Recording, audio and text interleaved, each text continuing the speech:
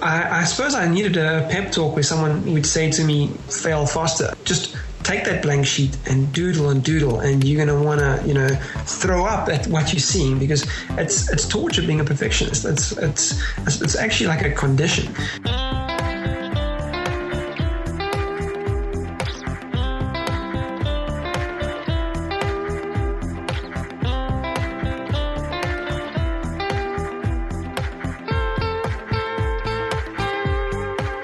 We are back. It is the Pencil Kings podcast. You're listening. You know what time it is.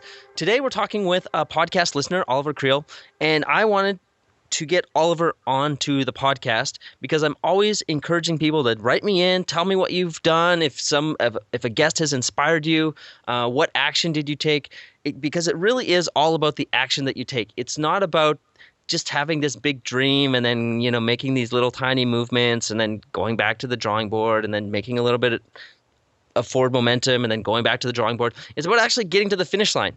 And sometimes we set goals that are too big for ourselves. And so it's fine to scale back and just say, like, look, I want to do the, 300-page graphic novel, but what's realistic for me right now is the webcomic. And that's totally fine. But the most important thing is finishing. And so Oliver wrote me that he has finished his very first book. I believe it's your first. Is it your first, Oliver? It is our first book, and we are we put it on pre-order, and basically it's given us a window to finish the last few pages. Awesome. So Oliver finished his first book, and I said, okay, we need to get you on the podcast to tell your story about how you're making a shift. He's making a bunch of changes in his life, and that's something that I also applaud, is taking control of your life and taking responsibility. I'm sorry, Oliver, I'm just going to go on a little bit of a rant here because I feel like this is something that's so important, and I see people not doing this all the time. There's a book called The Success Principles by Jack Canfield.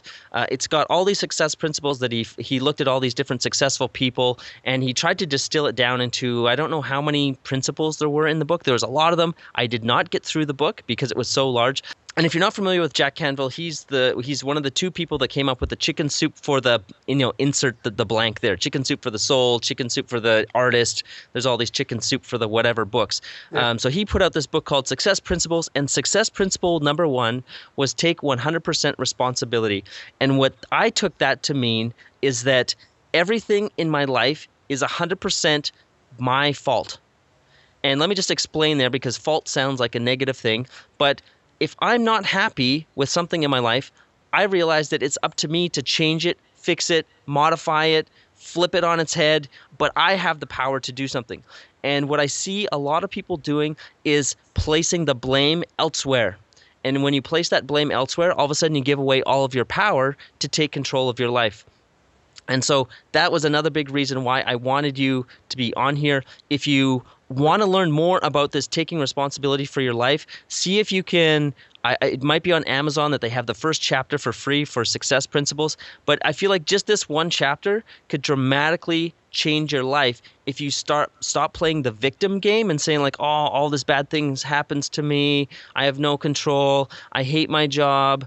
Yada, yada, I'm overweight, yada, yada, yada, I'm broke, all these things. You can start to make positive steps, but only once you take responsibility and say like, look, it's my fault that I'm overweight, or it's my fault that I'm broke. I shouldn't have bought all that stuff. I should be smarter about saving. So welcome to the call, Oliver. Sorry for the long rant. Well, I'm actually not sorry. I've been wanting to say it for a long time. How are you doing today? Let me just say thanks for having me, and I'm doing great. My wife's taking care of the kids. I even wrote my mom into it, so we've got some time. Perfect. And so, for those of you listening, you might hear a little bit of an accent. Where is that accent from? Is it from England? Is it Australia? Where are you from? South Africa, actually in Cape Town. Oh, beautiful. One of the places I have yet to go, but very much want to visit Cape Town. I saw a video where people were riding scooters up to I'm not sure what the name of the mountain is there that overlooks everything. It just looks amazing. And lions, because sometimes people think that. I really thought you were about to say you saw people riding elephants and lions. I'm like, no. We very much like California, really. Cape Town, if you ever visit South Africa, that's the first place you should go to. Okay, so let's just dive into it. So you wrote me about the book. Let's talk about first of all, what's the title of the book? Because the book is going to be it's on pre-order right now as we're recording, but by the time this is released, people will be able to buy it. So what is the title of the book and what is it about? Okay, the title is The Invisible Gift. Subtitle is A Christmas Tale, and it's actually a Christian children's book. And I'm basically that's the great thing about it. I've actually invested in the book. I've got a message to tell, and regardless of if it's a success or not, it's something that I had to get out of me, and I've got many more. So I'm quite confident to say there's going to be more books to follow, and it's basically in my in the secular commercial industry, we all celebrate Christmas and Easter, but I can just see that it's become more of a product and a reason to sell products than the actual message. So that's why I've created this children's book to sort of recapture the essence in a playful, exciting way that kids will actually be able to interact with and enjoy without getting bogged down on all the details. Just a fun book that kind of re-steers the meaning of Christmas back to what is it really about. Everyone celebrates Christmas. It kind of feels weird. Like we all celebrate Christmas, and everyone puts the lights up and stuff, but a lot of people, and my wife's a preschool teacher, which is great because I'm collaborating with her in authoring the book, and she asks her children, what is Christmas? Whose birthday is it? On Christmas. She tries to help them, and they either don't know or they'll say it's Santa. They don't actually know what Christmas is about, and that's kind of jarring for me. So yeah, in a nutshell, that's what the book's about. And how long have you had the idea for doing this book? Because I feel like there's a lot of people who have these projects that they want to bring to life, and it takes literally years before they finally get to that point where like, okay, I'm actually going to do it. How long was it for you that you had the idea kicking around? Very long, but I never knew what vehicle I was going to use, and that's just the great part of it. And I'll share from the beginning. Basically, I've had these, how can I say, as an artist, I've just going through history and realizing just from ancient texts and stuff that the world was quite different. We can all see that with dinosaurs, and then if you read ancient texts, they speak about giants and what they call Nephilim, and I just get pumped about stuff like that, and I wanted to create material around that, like Middle Earth, but based on history. And I just couldn't find the right vehicle. I put a team together. I thought maybe the right vehicle would be gaming, and I put a team together many years ago, and we tried to make a game, and that didn't work out. And then I thought maybe I'll create an animation, and I realized, okay, I can do this, but it's going to take a lot of time. And I thought, well, maybe doing a web comic. Let me hone my illustration skills. And then it's when I was listening to the Pencil King podcasts that I heard Chandler Bolt speaking, and he challenged me to do it in 3 months, and we've done it. We've released the book. Oh, beautiful! Yeah, I forgot about that challenge. So yeah, he challenged us to do the book in 3 months. He shared that most people, even if they have a year or 2 years, it's usually the last 3 months that they actually bog down and get the job done. And it's a crazy time for us. With us, my wife and 2 kids, and I are moving to Australia, Adelaide, in a month and a half. It's actually insane for us to take this on now. But we did.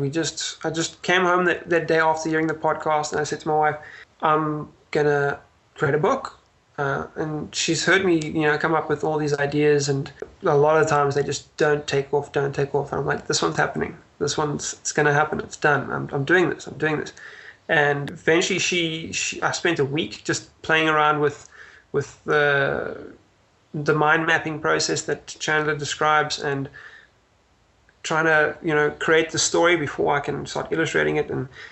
And I actually opened the invitation to my wife, because my heart is to do things a little bit for the older kids. We can kind of get into the more fantasy things with giants and dinosaurs, But I just thought maybe starting with the age group 2 to 7, kids from the age 2 to 7, it's a bit more, it's easier to maybe start there, and it doesn't have to be so intense on the literacy side. And seeing my wife's a preschool teacher, I opened the invitation to saying, "You're welcome. I'm inviting you to join me on this project." And she just looked at the situation and realized, yeah, we are about to move to Australia. This is crazy. We're selling off our belongings and, trying to get all the visas and all those things in place. And after seeing me toil away after a week, she just walked up to me and said, I'm gonna help you with this. And that's how we started. We collaborated together. We actually chucked the story I was working on out the window. We sat and we came up with a concept for the story. We came up with a concept for the characters. And then we went sort of our separate ways. And she took care of the writing, and I handled the illustrations.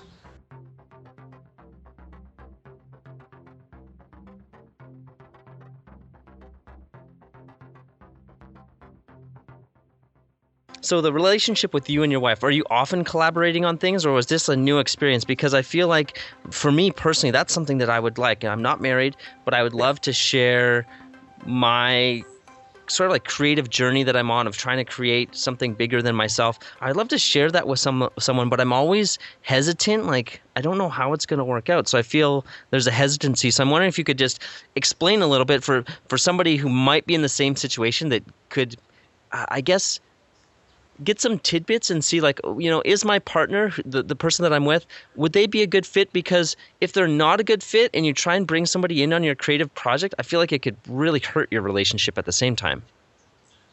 Well, spoiler alert, if most couples, or just I'll say marriages, I've just seen that just generally it's that rule of opposites attract, and I've just seen that so often. Sometimes you'll get, two gamers will come together or two artists will come together, and I've actually been quite envious of that. I'm like, wow, look, that's perfect collaboration, but the reality is you're better off with that opposite person, because they're going to take you into areas that you wouldn't have gone to, and you're going to get far more life exposure with that team up. And it's just happened, like, I'm into board games and I used to be big into gaming, and my wife isn't. She's just not into that. I used to be into paintball and all these things, and she isn't. She's just not into that scene. And so I was kind of doing my own thing. And there is that thing of, oh man, it would be great if we could do something together other than series and movies and, dates and stuff, and maybe just traveling. And this thing, I was telling my wife, this is amazing. When we started working on it, I really couldn't get over it, how cool it is to do something that you're passionate about with my wife. And normally she's supportive, but now she's like, extremely like, on fire for the project. And it's so rad to have not only your wife just saying, cool, you can do it, but like climbing in there and getting involved. It's amazing. Yeah, it sounds amazing, and I'm envious of that kind of relationship. I have a few friends who I feel are in similar situations, and it's like, how do I do this? But I like that you said opposites attract, and I feel like in that you just don't know. And then I think the other thing that's really important that you mentioned, and an idea that I've been toying with, is this idea of constraints. So, if you started off with a video game idea, yeah. Then it turned into an animation. Yeah. That was sort of like the next idea of telling this story.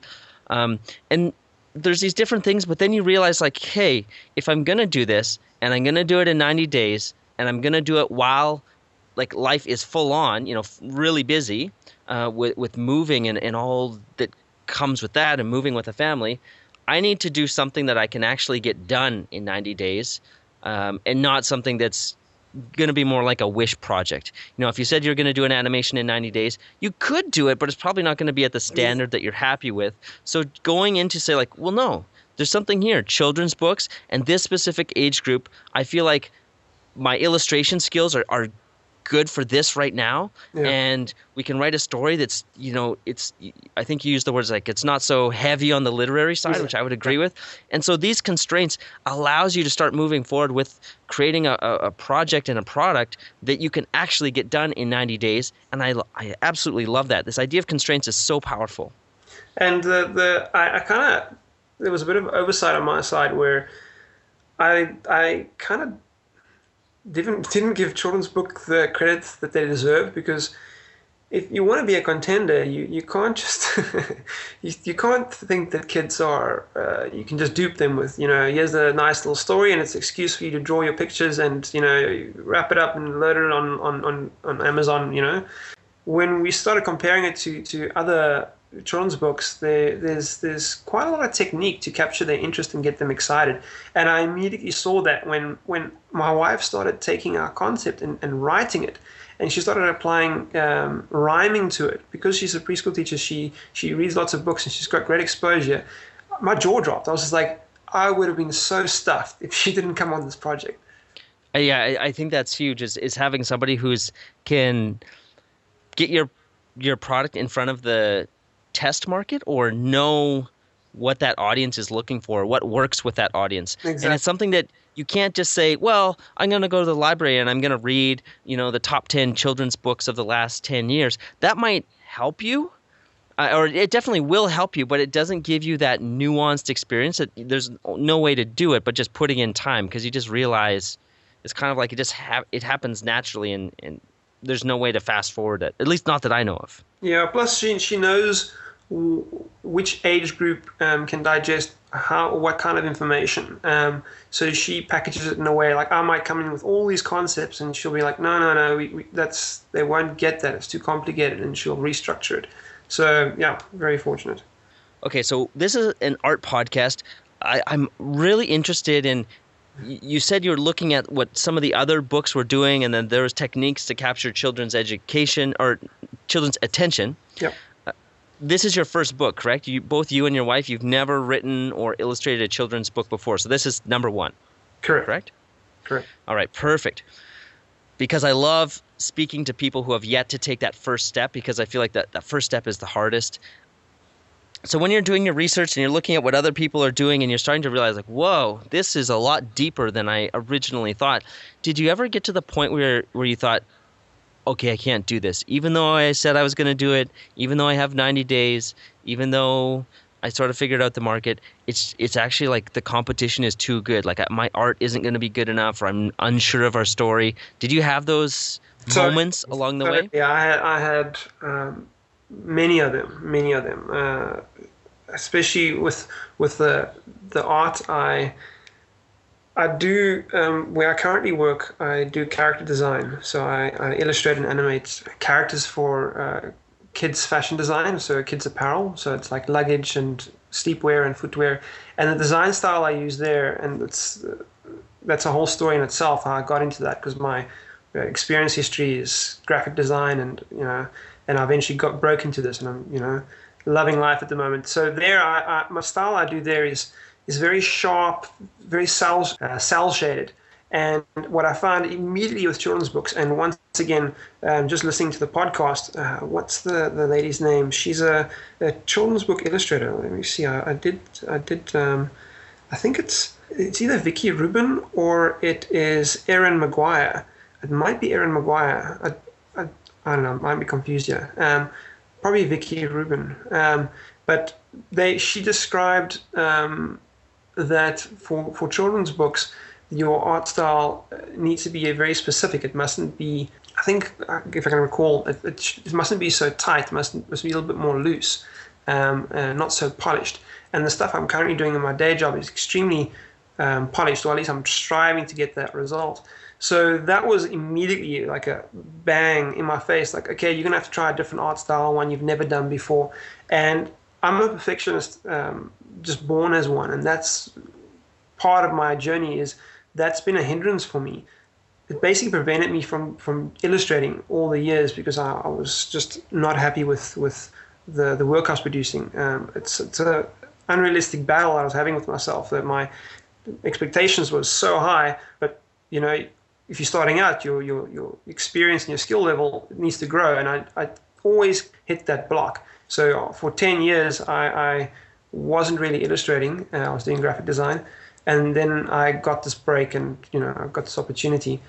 So I haven't experienced other art styles. And the reason why I mentioned perfectionism is that the style I'm doing in my day job is very clean and sharp. And that suits my nature quite perfectly, Yeah, you're doing a kid's book and it's all, funny and warped and doodly and, scratchy and sketchy. And it's got, the colors are outside the lines and all of a sudden I'm like, wow, I've got to change my art style completely to meet that. And I can still see I've got a long way to go, but I've got it to the point where I said to my wife, we can work with this. This is right for children's books. It's still got that certain style that I use at work, but at least the treatment is looking a little bit more sketchy and loose, and I deliberately avoid making the line work so tight. But yeah, I feel like I'm on the verge of a breakthrough where I'm at now. I feel like I think just all the artwork I've been looking at and the different sort of styles that I'm inspired by, I really feel like this past 2 years when I've been doing character design, I've literally I've just started. I've been being a designer for 12 years, but it feels like I'm only starting. I've been crawling all the years, and now the last 2 years I've been walking, and real soon, I'm going to start running. And yeah, I really feel like I'm on the verge of a breakthrough. And so maybe the next book I'm going to do in a different style. But the first challenge I had was, I needed to learn sort of a watercolor treatment, and I spent probably 2 weeks just hammering away at it, trying different things, analyzing certain people on Behance and different sites like Pinterest, trying to see, okay, I like that guy's style. What is he doing that makes his illustrations look so loose and sketchy? Like, he's clearly got a control over what he's doing, but it looks loose and sketchy. And then I started realizing, hold on, he's only inking the lower part of the character's form, sort of the shadowed areas, and he actually doesn't complete his illustration. The top part where the highlight would hit is incomplete, and that in itself already gives the drawing a little bit of a casualness because it's incomplete. And then the watercolor and the background sort of brings the shape together. And that's the kind of research I was doing. And a whole nother challenge in the project, which was nearly caused me to give up, was I've got Photoshop and a monster setup at work with a Cintiq, but at home I don't. My computer at home actually crashed. I had to reload it, and the master reset partition also crashed. So I had to reload Linux on it. So I didn't have access to a lot of the art apps. I didn't have a Cintiq. What I did have was a Samsung Galaxy Note. And on there, I had a bunch of art apps on the Android platform. And I started using that to do my art. And it was actually working quite well. But because it's not Photoshop, I was struggling to get that watercolor effect. And I was losing my mind. I really was. And eventually, I was using a program called Layer Paint many years ago. And they released the HD version. And I didn't buy the HD version because I was like, hey, I forked out the money for the normal version. I'm not going to fall for that. Like, I paid this guy already. And I just, the marketing behind it was, hey, the original one's user interface, the GUI, was actually designed for phones. Buy the HD version, it's better for your tablet. I'm like, no, I'm happy with the phone version on my tablet. But with Layer Paint, I found that it handled crazy good resolutions for a tablet. I really can go nuts. But the higher I took the resolutions, which is important because you want to go for print here for a children's book, is the brushes were limited. They could only go a certain size. So I would take the resolution very high, and then when I try to draw, it was like this hairline. I'm like, just frustration after frustration. And eventually I, did some research, and I realized the HD version of the program had a far higher brush size. It could go up to 500. And to my rescue, it had watercolor brushes. And that's what I've actually used to do the children's book. Before I actually found Layer Paint HD, I went to the local art shop, and it's actually quite sad. A lot of them are closing down, but there is still a few, and just probably because, I don't know, people maybe aren't painting enough. And I bought watercolor brushes and stuff, and I've got no traditional art training. I didn't even have art as a subject available to me at school. So apart from my perfectionism really, stifling my career, and another fact is that I was a gamer and basically I was completely distracted. I didn't grow my portfolio. I didn't have art at school. So I really had the odds stacked against me, and those odds I put in place, my perfectionism and basically me allowing distractions to keep me from growing my art skill. But anyway, so I went to the art store and I bought some supplies, and I thought, you know what, if this art app's on Android, I can't get this watercolor effect, I'm going to try it traditionally. And I did, but I realized it took very long, and there was no room for error. If I made a mistake or we weren't happy with the color range, I couldn't tweak it. I suppose I could scan it in, load it to Photoshop, but then I'm relying on the sort of the working hours, like my lunch break, to kind of make those changes, and I couldn't really use my after hours. So that's when I went and did the research, saying there must be something on Android, and I found Layer Paint HD.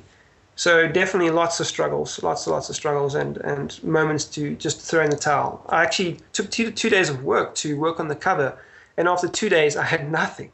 I was just messing around with different type, and I was trying different poses for the characters, and after 2 days of taking off work, I thought I would be multiple pages into this book, and I would have the cover sorted. I had zero. So once again, there was a moment of me, grabbing for the towel. My wife actually saying, you know what, kind of, if it's easy, everyone will be doing it.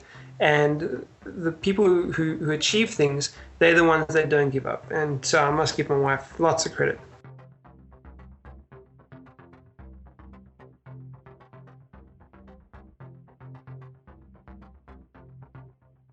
I love that, the supportive partner I've had.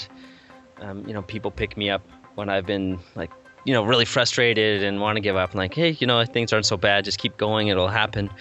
I want to go into this perfectionism because it's something that I've struggled with, and it can be a strength and it can be a weakness. Like you were saying, in your job where your style needs to be very precise, maybe even bordering on technical in the execution. Perfectionism is great. If you can only do sloppy work, you're not going to get that job. However, it takes a long time to be perfectionist. It takes a lot of effort, and I feel like there's sort of like a self-loathing in there embedded at some level where it says unless it's perfect, it's not good enough, and that really holds you back. And so can you talk to us a little bit about how you made that shift? I know for me, what I've done is I've done intentionally bad drawings and posted them into the Pencil Kings private community. So it's not something I want to put on Instagram or Twitter or whatever. But inside the community, I said, look, this is an intentional bad drawing. It's something that I'm doing to free myself, to let my perfectionist self let go of controlling my art and having this white knuckle grip on it. Like sabotage. Yeah. And it's so slow when you're a perfectionist. And when you can start to let go of that, it takes a while to get into that style. But once you start getting into it, I feel like it's more of where your true self lies, because things start to flow. They're much quicker because you're not worried about being perfect. You're like, oh, I can just draw this and this works and this nose is good enough. It's a little bit sketchy, but it gets the idea across. And all of a sudden it's like you unlocked another gear in your speed.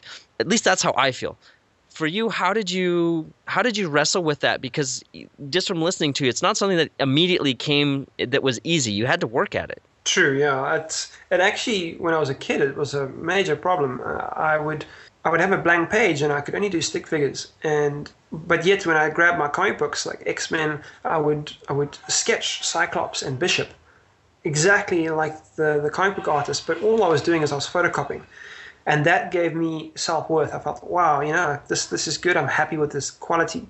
But then I had to be honest with myself, and I realized I couldn't do this without the comic book. And I was feeling like a failure. And my perfectionism, I suppose I needed a pep talk where someone would say to me, as I've heard on the podcast, fail faster. Just take that blank sheet and doodle, and you're going to want to, throw up at what you're seeing, because it's torture being a perfectionist. It's actually like a condition where it serves me well when I was working as a graphic designer in that 10-year period, because it just really did in that industry. I would have everything aligned correctly, and they would encourage me. So much so that I started doing quality control on the actual products and going to Hong Kong and China and meeting the factories, because I had such an insane eye for detail. But when it came to illustrations, I would have that eye for detail, but I didn't have the experience and the training to deliver, and it was torture. I knew I wanted to do this. I wanted to just sort of take off the training wheels and just run, but I could draw stick figures.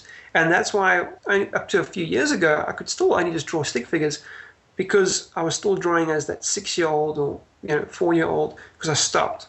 I actually quit because my perfectionistic side of me was saying, you're not good enough. If you can't do it properly, just don't do it. Yeah, I went down the rabbit hole earlier this year reading about perfectionism, and if you, like, as a listener, if you think you might be a perfectionist, if some of what we've been talking about rings true, do yourself a favor and just read a little bit about what perfectionism actually means as a mental health condition, because I thought that perfectionism just meant, you just want to do it right. But it goes so much deeper, and it touches all aspects of your life without even realizing it. It could be a major point where you're being held back. Now, I want to change gears a little bit and talk about finishing the book. I myself, and I don't know if it's the perfectionism or what it is, but I'm great at getting to 80%, or let's even say 90%, but I'm not so good at getting to the finish line personally. I'm sure that there's at least one person who can relate to this. Just to give you an example, I listened to that podcast episode with Chandler, or I had the interview with him, and I forget which episode it is, but you can go to pencilkings.com, hit the little magnifying glass at the top right corner, and just look up Bolt. That's Chandler's last name, and the episode should come up. So we did the episode, and I realized that every night I was sitting with my brother and sister-in-law, and we would watch TV for like 2 or 3 hours. We didn't really talk that much. We weren't interacting. I was like, this is kind of dumb. I can do maybe 1 or 2 nights of this a week, but I want my other 3 nights of the week not to be TV nights. And I would just go to Starbucks with my computer, and I would stand at the window, and I would just type as furiously as I could. And I wrote a book. It took me about 3 weeks. It's 50 or 60,000 words, whatever they recommend as the standard length of a book. It didn't take that long. Wasn't that difficult. It's just a lot of the things that have been in my head. So I feel like we've all got at least one book of just our life experience. So that one, I feel like it's not that difficult to get it onto the page. But that was like in June or maybe even in May. And it's just been sitting there, hasn't been edited. I don't want to go back into it. There's just, and I don't know if it's the fear of releasing it to the world, what it is. But for when you were working on your project, how did you get yourself past the finish line? And did you experience this kind of like last minute resistance, or like the last 10% resistance, whatever it is, because I feel like that's the hardest part, getting to the top of the mountain? I suppose that we've been so preoccupied with us moving to Australia and trying to get the book done, and having 2 kids. Like, I need to just put that out there. I'm married with 2 kids, and we're moving to Australia, and we're doing this book. It's crazy. It's absolutely crazy. So there, in some ways, it doesn't allow time for not getting it done. You're so frantic, and I suppose that's such a good segue for me to share that when I had a lot of time, I was squandering it. I was gaming, and when I studied 3D animation, I wasn't really building my portfolio. And when I was in high school, I wasn't sketching because I was just gaming. I was like, I suppose I'm a pretty hectic combo where I'm a perfectionist, but I'm also a bit of an obsessive compulsive. So I'll get into a hobby, and I'll engross myself in it completely, and I'll sort of not do other things. So I had all this time, and I was squandering it. And when I got married and I had kids, your time is limited, and you start valuing it more. And I actually found I started becoming more productive.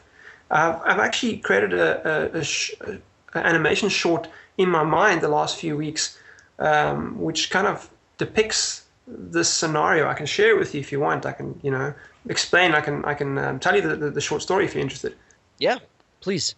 Cool. It might, it's, yeah, like I said, it's in the back of my mind, but basically it's of a young artist, and he's sitting there with a blank canvas, and he's got all these sheets of paper, and he's got his ruler out, and he's got his pencil, and he's pressing hard, and he's hunched over it, and he's frowning, and he's trying to create this perfect piece, and he's not succeeding, and he just crumbles it up and throws it over his shoulder, and just goes, sit on the couch, and he's just jamming Xbox, and he's procrastinating.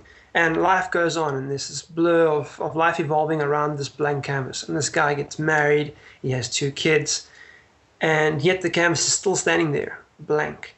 And one day, his youngest child accidentally knocks over some fluid, and it spills on the canvas.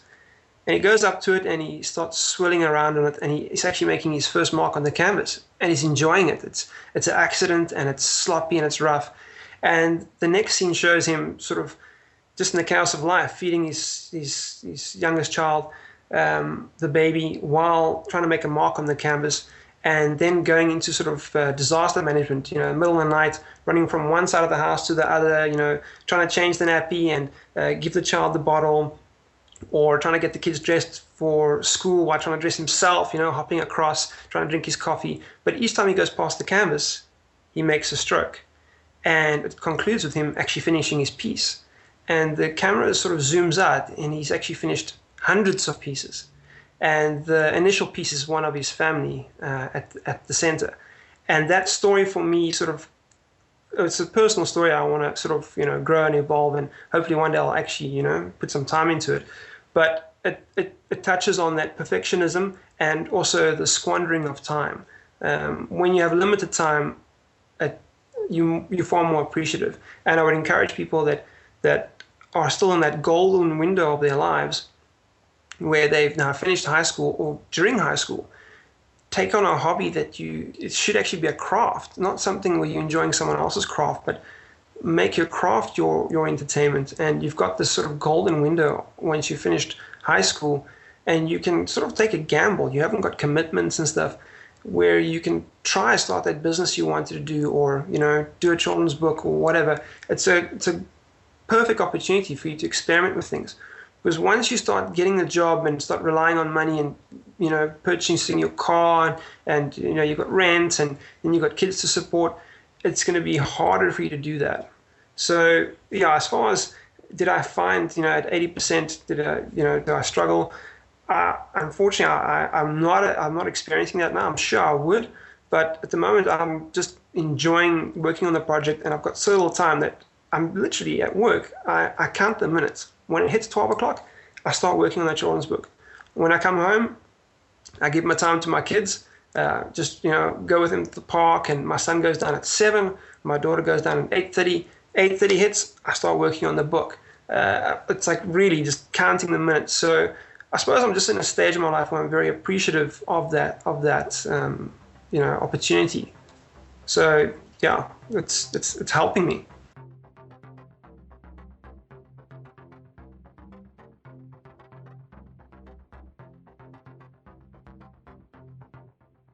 I just feel like this big swell of energy kind of like bubbling up, like part of it saying like, hey, idiot Mitch, get your thing done. Like, stop squandering your time. But the other is just appreciative of you sharing this story, because I know it's touching me right now. I can feel it inside my body. I know it's going to touch other people. And I think it's a great story to get out there. I'm not going to put myself, on the line again and promise, okay, I'm going to do X, Y, Z things. I'm just happy to get those stories out there. My thing is getting this podcast out and continuing to evolve Pencil Kings. And I think that's enough. I saw you got your T-shirts done. You got some Pencil Kings T-shirts done, and that was one of your goals, wasn't it? It was. But I got them done. I talked to a screen printer, and then I got stuck. I was like, there's all these little things. I feel like it's important for me to share my own hang-ups so that people realize that they're not crazy. So I talked to the screen printer. I had these T-shirts up. I put them on Instagram. I have like almost no followers on Instagram. I'm not a big social media person. People said they wanted to buy them. They liked them.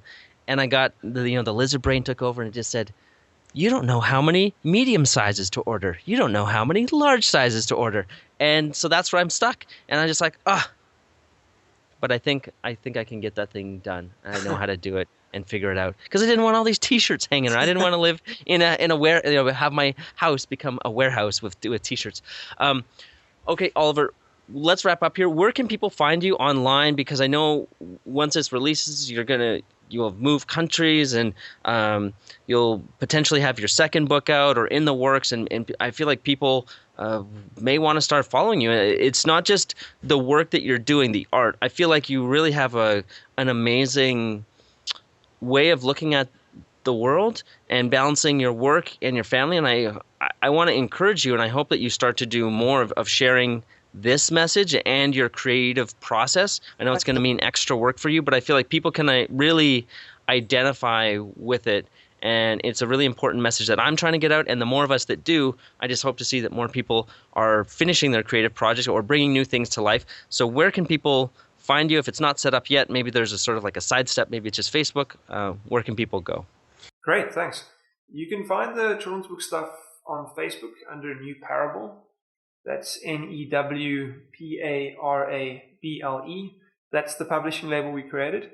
And then separate from that, as a designer, people can find me under Oliver-Kriel.blogspot.com. That's OLIVER-KRIEL.blogspot.com. Or just Google me and they'll see I'll have a Behance and a Deviant, and I'm still create a ArtStation. If they do go onto my profile and just see a lot of graphic design stuff, that's because my initial 10 years of my career was graphic design, not a lot of drawing examples. But thankfully the last 2 years I've been working as a character designer doing illustration and animation. And hopefully by the time this podcast airs, I would have been able to share some of that. But if they do go onto, say, my blog and see that it's password protected, then that's why. And if that's the case, then just keep an eye on New Parable and look at the stuff we're doing on the children's books. Thanks. Okay, so it's all OLIVERKRIEL. And as usual, we'll have the show notes over at pencilkings.com/podcast with a link over to where you can find Oliver. So thank you, Oliver, for being on the show. Thank you for taking action, and I hope inspiring somebody with this podcast, just like you've been inspired by hearing the stories of other people. I hope that somebody is inspired. And if you are inspired, if you are taking action, I would love to have you on the Pencil Kings show, just like Oliver, just sent me an email out of the blue, said, hey, I'm a listener, I did this book, and here we have like an amazing podcast and an amazing story about getting your project to the finish line. I love it. Cool. Thanks, Mitch, for having me. It's a great pleasure. All right, and lastly, because I don't do it enough, if you would like to work on some kind of a project or a product, something creative that you want to bring to life, I'd encourage you to come check us out at pencilkings.com. We have a private community where you can start to interact with other artists doing cool things. Just today, somebody told me, they'd been dark for a little while, and because they've been working on the new Call of Duty project. So we've got artists working at top studios in the world. We've got people who are just starting out, and everybody's starting to collaborate, and things are really starting to gel inside the community. It's going to be an amazing year for Pencil Kings, and I would love to see you inside. We try to make it affordable for everybody, and that's it for me and Pencil Kings. We'll see you next week. Thank you very much for listening. Take care. Scope demands patience, skill, years of practice. You talk like a fool. I would trade a century of practice for an ounce of inspiration.